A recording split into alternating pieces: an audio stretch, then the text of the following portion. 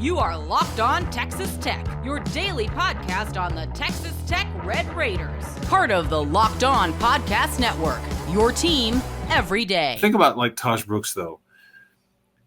He did a lot of the work on his own. He broke a lot of tackles. He made the most of his carries without a lot of help around him. I would just say this, though. If the offensive line, this is where I guess the pressure lies, so we can put it on the O-line or Clay McGuire or Leftwich or whatever. But if the O-line is capable, you could put a lot of different folks back there that are going to be very productive in the run game, as I said at the beginning of the show.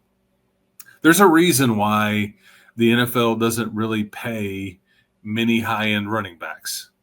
They don't get drafted very high. There's some exceptions to that in the NFL, the special ones, the elite ones, and all that stuff. But for the most part, most NFL teams have 2 or 3, and this is what you're going to operate under. You just happen to be in a situation where you had a feature back.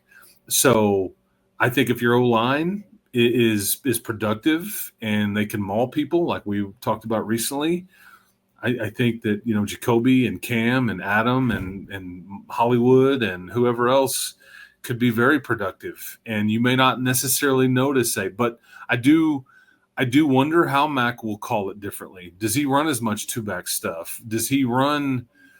Does he tilt more toward throwing it?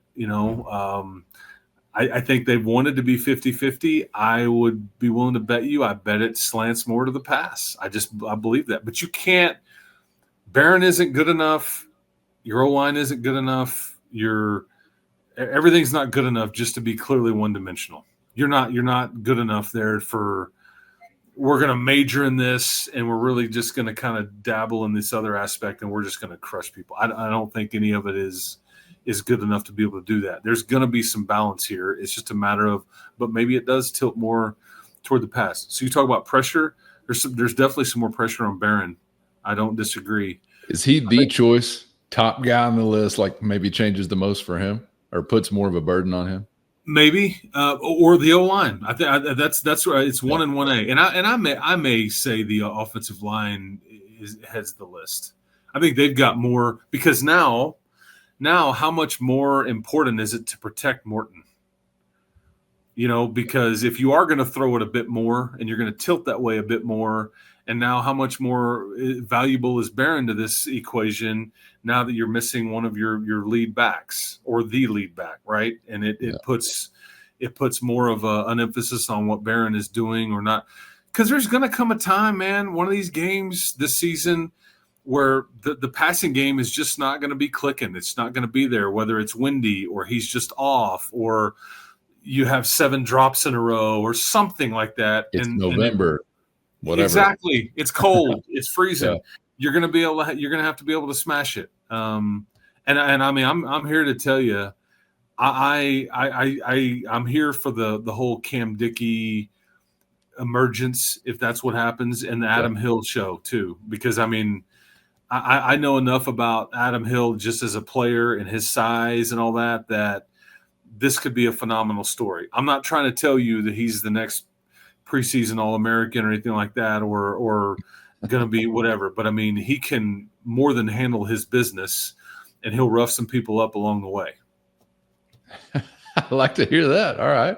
So are we really talking about season outlook kind of adjuster when it comes to this news? Is the ceiling altered because of this position being impacted this way?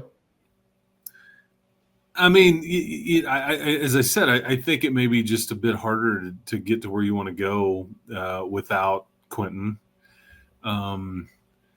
If you're picking positions on the field, I don't want to say like this is one you can absorb or it would least affect, but I mean, I still say this: the 2 most important people on your team, as it relates to how good they are and how important they are to the machine, in that there's not like just somebody right there that, I mean, you can move people over to these other places, but I just point to like Howard Sampson and Jacob Rodriguez. Okay. I also think that like your Baileys and your Heights, like the edge, the pressure guys, I think those are very high. I don't know. I probably would have had somebody like Quentin Joyner in the top 10 or so. I mean, Barron obviously is going to be very high on this list. But I don't want to say this wasn't a loss, because it was. I mean, he was a dude, Clearly. man. I think he was going to be. I mean, there's some lists out there that said he was like the 7th best portal transfer in the country. I mean, depending on where you, he was central to the Red Raider cast of Super Friends we were assembling, no doubt. Yep. And I just don't. I'm not going to back off of that. Well, he wasn't even looking that good. That's just a Today's farce. episode brought to you by Open Phone. And if you're running a business, you already know every missed call is money left on the table. Think about the last time you needed a service. If the first person didn't answer, did you wait? If you're like me, probably not. You moved on. That's why you need Open Phone, so you never miss an opportunity to connect with your customers. Open Phone is the #1 business phone system designed to streamline and scale your customer communications. If juggling 2 phones just to keep business and personal calls separate is a part of your daily routine, Open Phone can solve that instantly. And their custom AI agent handles after-hours calls, answers common questions, and captures leads, so you never miss a customer again. See why over 60,000 businesses trust Open Phone. They're offering Locked On listeners right now 20% off your first 6 months at openphone.com/lockedoncollege. That's openphone.com/lockedoncollege. They'll even port over your existing numbers for free with Open Phone. No missed calls and no missed customers. I guess Chris, the thing I'm considering is, does it change your identity? And I don't know that I can go that far, because I just keep getting attracted back like a magnet to the work you've done in the trenches, primarily on the defensive side. And that's where I hope your identity is based.